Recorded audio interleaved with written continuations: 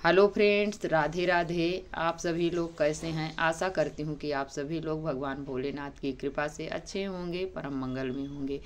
आज की इस वीडियो में हम जानेंगे साल 2025 में चैत्र मास के कृष्ण पक्ष में आने वाला प्रदोष काल का व्रत किस दिन रखा जाएगा, प्रदोष का समय क्या रहेगा, पूजा करने का समय क्या रहेगा और प्रदोष काल की व्रत कथा भी इस वीडियो में सुनाऊंगी। तो चलिए वीडियो को शुरू करते हैं। वीडियो शुरू करने से पहले मेरा आपसे एक छोटा सा मित्रों रिक्वेस्ट है, यदि आपको ये मेरी वीडियो थोड़ी भी यूजफुल हो तो आप लाइक सब्सक्राइब करना बिल्कुल मत भूलिएगा और प्यारा सा कमेंट लिख के ज़रूर बताइएगा कि ये वीडियो आप सभी को कैसी लगी। तो चलिए वीडियो को शुरू करते हैं। साल 2025 के कृष्ण पक्ष में आने वाली त्रयोदशी के दिन ही प्रदोष का व्रत रखा जाता है मित्रों। ये है 27 मार्च, दिन गुरुवार। इस प्रदोष व्रत को गुरु प्रदोष के नाम से भी जाना जाता है। इस दिन ऐसा माना जाता है कि भगवान भोलेनाथ के प्रदोष काल में पूजा करने से हमारे जो शत्रु होते हैं वो नाश हो जाते हैं, ऐसी मान्यता है। इसलिए इस दिन भगवान भोलेनाथ को शिवलिंग की पूजा की जाती है।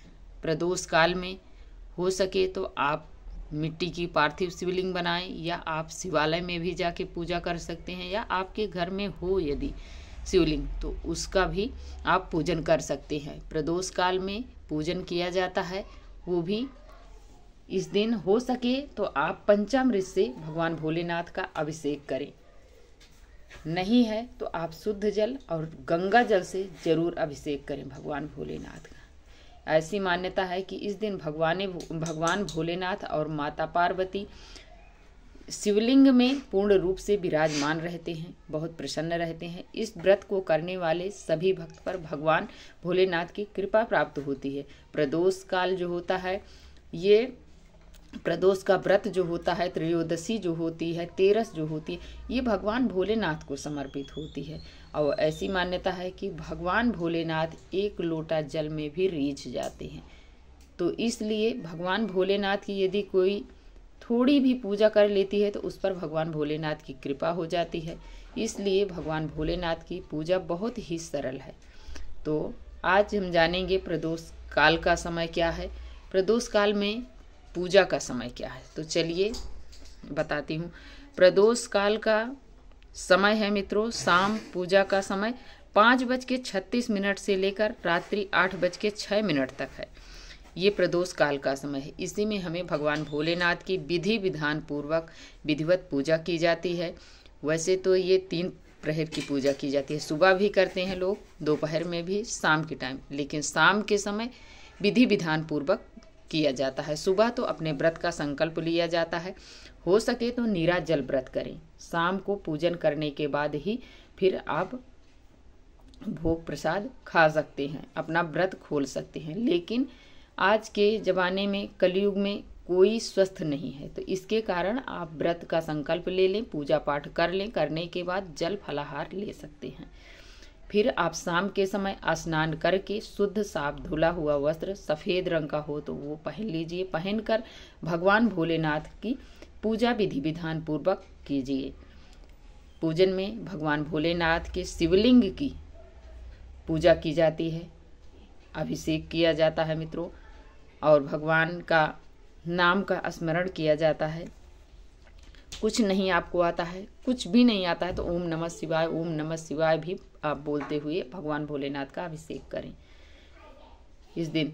और फिर इसके बाद विधि विधान पूर्वक पूजन कर लें। करने के बाद फिर आप हाथ में थोड़ा सा जल और पुष्प लेकर अपनी पूजा का प्रदोष के व्रत की कथा जरूर सुनिएगा।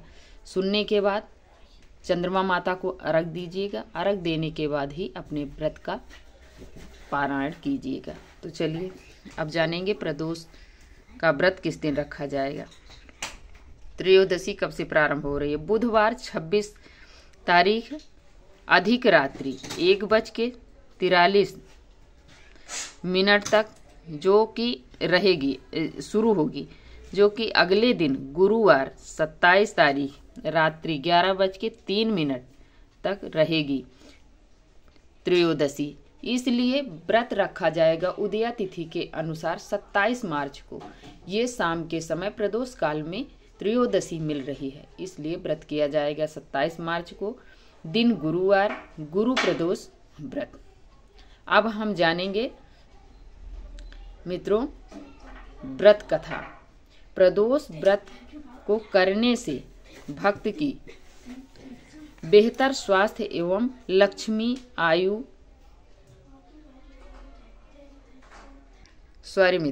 लंबी आयु प्रदान होती है।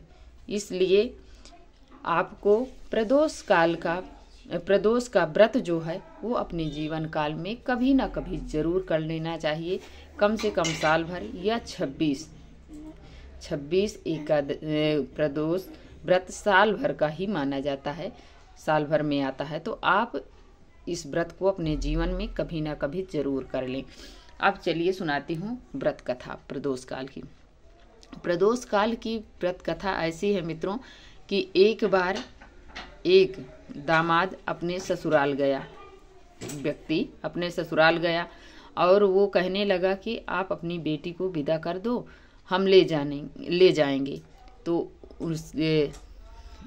उस दामाद की जो सास थी वो बोली कि बेटा कल तो गुरुवार है, हम नहीं भेजेंगे, नहीं ले जाना चाहिए, इस दिन दिशाशूल है, नहीं ले जाना चाहिए। तो वो नहीं माना उनका दामाद, और जब दामाद नहीं माना तो उन्होंने भेज दी अपनी बेटी को, और दामाद लेके चल दिया। वहाँ से जा रहे थे बेटी दामाद, रास्ते में जाते जाते उन्हें थकान लग गई और वो एक पेड़ की छांव के नीचे बैठकर दोनों आराम कर रहे थे। तभी एक विषैला सांप आया और उसके पति के पैरों में काट लिया। वो वहीं पर लड़का खत्म हो गया। वो फिर लड़की जो थी वो रो रो के बिलख रही थी, खूब चिल्ला रही थी, रुदन कर रही थी। तभी देखा कि एक महात्मा जी आ रहे थे। वो महात्मा आए और महात्मा का नाम मित्रों जैगी सभ्य नाम था। जैगी सभ्य महात्मा ने बोले कि हे बेटी आप क्यों रो रही हो?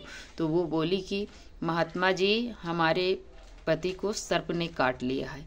तो वो त्रिकालदर्शी थे, उन्हें सब कुछ पता था। तो वो बोले कि ठीक है, कोई बात नहीं है, आप मत रो, आपके पति ने गलती की है, इस वजह से आपके पति को सर्प ने डस लिया है और इसका निदान भी है। आज गुरुवार है, आप टेंशन मत लो। आपके पति को जब आपकी माँ ने रोक रही थी कि मत लेके जाओ बेटी को, आज गुरुवार है, आज दिशाशूल है, इधर नहीं जाना चाहिए, तो उन्होंने नहीं माना और आपको लेके चल दिए। इसी कारण से आपके पति को सर्प ने डस लिया है। लेकिन हम आपको, चलो शाम का समय हो रहा है, आज है गुरुवार, प्रदोष काल का समय है, आप भगवान भोलेनाथ की पूजा हम आपसे करवाते हैं।